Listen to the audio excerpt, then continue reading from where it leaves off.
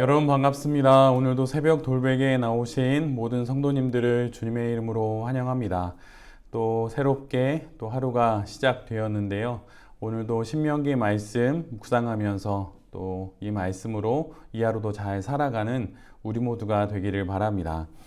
오늘 우리에게 주시는 하나님의 말씀은 신명기 33장 1절로 6절까지의 말씀입니다. 하나님의 사람 모세는 죽기 전에 이스라엘 자손에게 다음과 같이 복을 빌어 주었다. 주님께서 시내산에서 오시고 세일산에서 해처럼 떠오르시고 바란산에서부터 당신의 백성을 비추신다. 수많은 천사들이 그를 옹이하고 오른손에는 활활 타는 불을 들고 계신다. 주님께서 뭇 백성을 사랑하시고 그에게 속한 모든 성도를 보호하신다. 그러므로 우리가 주님의 발 아래에 무릎을 꿇고 주님의 말씀에 귀를 기울인다. 우리는 모세가 전하여 준 율법을 지킨다. 이 율법은 야곱의 자손이 가진 소유 가운데서 가장 으뜸가는 보물이다. 연합한 지파들이 모이고 백성의 지도자들이 모인 가운데서 주님께서 이스라엘의 왕이 되셨다. 르우벤은 비록 그 수는 적으나 잘 살게 하여 주십시오. 절대로 망하지 않게 하여 주십시오. 아멘. 오늘은 신명기 33장의 말씀을 갖고 정체성을 통해 축복은 온다. 정체성을 통해 축복은 온다. 이런 제목으로 함께 하나님 말씀을 나누도록 하겠습니다. 신명기 33장은 모세의 축복의 말씀이 기록되어 있는 본문입니다. 그리고 동시에 유언이 되기도 하는 것이지요.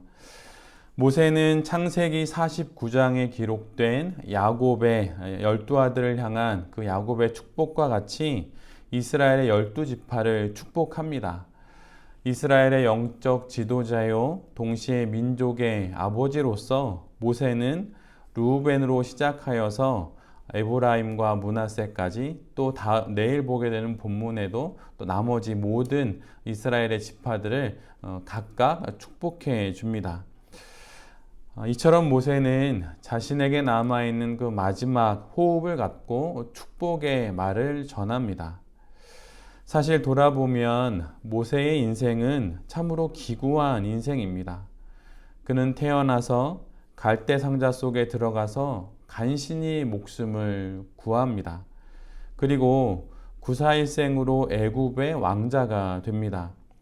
그러나 그것도 잠시 그는 자신의 민족인 이스라엘을 도우려다가 살인자가 되고 결국 모든 것을 버리고 광야로 도망치게 됩니다. 한순간에 그는 왕자에서 도망자가 된 것이지요. 그리고 그는 그렇게 광야에서 그가 태어나 자란 만큼 40년 동안 목자로 살아갑니다. 그러던 어느 날 모세는 불타는 떨기나무 가운데 하나님을 만나서 이스라엘의 지도자가 됩니다.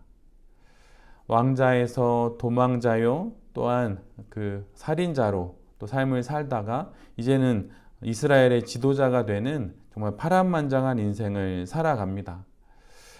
우여곡절 끝에 10가지 재앙을 통해 이스라엘을 이끌고 출애굽을 하게 된 모세는 또다시 40년 광야 생활을 합니다. 순종하지 않는 이스라엘을 이끌고 수많은 전쟁과 또 수많은 사건들을 지나 그는 드디어 가나안 앞에 도착합니다. 그러나 그는 가나안에 들어가는 것이 허락되지 않지요. 고생이란 고생은 다 하고 그는 가나안을 바로 코앞에 두고 죽음을 맞이해야 합니다. 생각해보면 참 억울할 만하기도 한데 모세는 그 마지막에 억울하다 말하지 않고 오히려 자신의 입을 열어서 이스라엘을 축복합니다. 창세기 49장의 야곱의 축복과 신명기 33장의 모세의 축복에는 약간의 차이가 있습니다. 그것은 야곱의 축복에는 축복과 함께 저주가 동시에 들어있지만 모세의 축복에는 저주는 없습니다.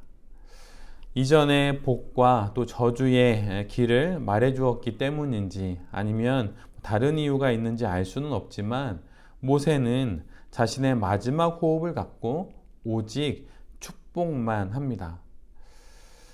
오늘 본문을 자세히 읽어보면 모세는 빈말로 축복을 하거나 또는 그냥 빈 수레와 같은 허튼 말로 격려하지 않습니다. 그리고 뻔한 종교적인 수사를 통해서 축복하지도 않습니다. 정말로 아버지가 그의 마지막 누워있는 병상에서 자녀를 위해 축복하듯이 각 지파에게 무엇이 필요한지를 정확히 헤아려서 그들의 역할과 또 형편을 돌아보아 각 지파에 맞게 참으로 정성을 다해서 복을 빌어줍니다. 이 사람 모세를 오늘 본문의 1절은 이렇게 기록을 합니다. 하나님의 사람 모세는 죽기 전에 이스라엘 자손에게 다음과 같이 복을 빌어 주었다. 모세라는 이름 앞에 곧 죽음을 앞두고 이제 하나님 나라에 들어가야 할 모세 앞에 하나님의 사람이라고 하는 수식어가 붙습니다. 하나님의 사람은 이처럼 복을 빌어주는 삶을 살고 복을 빌어주며 삶을 마무리하는 것입니다. 축복의 말을 내고 복을 빌어주는 말이 우리의 입술에도 이와 같이 있어야 하는 것입니다. 입술에서 나오는 말을 우리 모두가 조심할 필요가 있습니다. 내 입술에 가장 가까운 말이 어떤 말인지 한번 살펴보면서 오늘 본문을 통해 주시는 말씀처럼 내 입술에 가장 가까이 축복의 말씀을 둘 수 있는 우리 모두가 되어야 할 것입니다. 오늘 이 하루도 우리는 여러 일들을 겪고 또 여러 상황과 사건들을 만나고 또 판단하여 또 결정하고 선택해야 합니다. 또한 많은 사람들을 만날 것이고 또한 여러 사람들과 여러 일들을 조율해야 할 것입니다. 아니면 홀로 있는 그 순간에 내 안에 많은 말들이 오갈 수도 있지요. 그럴 때마다 내 입술에서 그리고 내 영혼의 입술에서 축복의 말을 내는 우리 모두가 되기를 간절히 바랍니다. 소위 이런 말이 있지요. 잘생긴 사람보단 따뜻하게 말하는 사람과 사는 것이 행복하다. 이쁜 사람보다 이쁘게 말하는 사람과 사는 것이 행복한 것이다. 우리의 성도됨은 우리의 입술로 증명되는 것입니다. 이것을 잘 알아서 오늘도 축복의 말을 하면서 이 땅의 삶을 또 이 하루를 잘 살아가는 우리 모두가 되기를 기도합니다. 모세는 루벤을 비롯한 모든 이스라엘 백성들을 차례대로 축복을 합니다. 그런데 그 축복을 자세히 보면 모세는 각 지파를 축복하면서 그들의 모든 축복이 하나님과 연관되어 있다는 것을 우리에게 보여줍니다. 즉 하나님을 떠나 그 어떤 지파도 축복을 누릴 수 없다는 사실을 모세는 축복의 말을 통해서 또한 전해주고 있는 것이지요.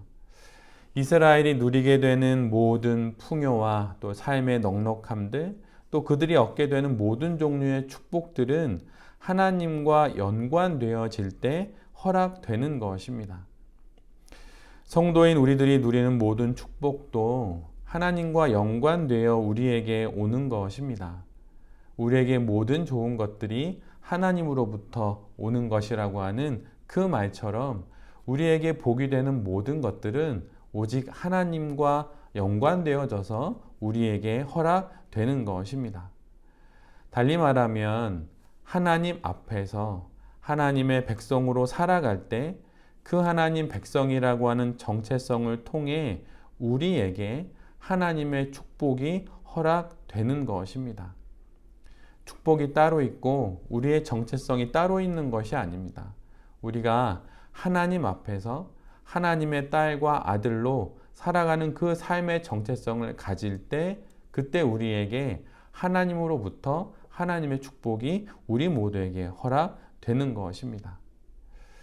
축복은 정말 좋은 것입니다. 그렇지만 그리스도인이라는 정체성이 없이 축복을 바란다면 그것은 쉽게 기복신앙이 되고 무속과 또 사이비와 별반 차이가 없는 그런 신앙이 되어 버립니다. 그러기에 그리스도인이라고 하는 정체성을 먼저 갖고 이 정체성을 통해 우리에게 허락해 주시는 하나님의 축복을 누리며 살아가는 우리 모두가 되어야 할 것입니다. 이 땅에 하나님의 사람, 거룩한 그리스도인 성도로 살아가며 그 성도라고 하는 정체성을 통해 우리에게 허락되는 하나님의 축복을 한가득 누리며 살아가는 새벽 돌베개의 모든 성도님들과 또 이 말씀을 전하는 제 자신이 될 수 있기를 간절히 기도드립니다. 아멘. 기도하겠습니다. 주님, 모세와 같이 하나님의 사람이 되어 축복의 말을 하는 인생이 되겠습니다. 한 우물에서 쓴물과 단물을 동시에 낼 수 없듯이 우리의 성도된 삶 속에서 축복의 말만을 내는 우리 모두가 되게 하여 주시옵소서. 또한 하나님의 축복은 하나님의 백성이라는 정체성을 통해 우리에게 주어지는 것입니다. 하나님의 신실한 백성이 되어 이 땅의 삶을 살게 하시고 그 삶을 통해 하나님이 허락해 주시는 하나님의 축복을 누리며 사는 우리 모두가 되게 하여 주시옵소서. 이 모든 말씀 예수 그리스도의 이름으로 기도드립니다. 아멘.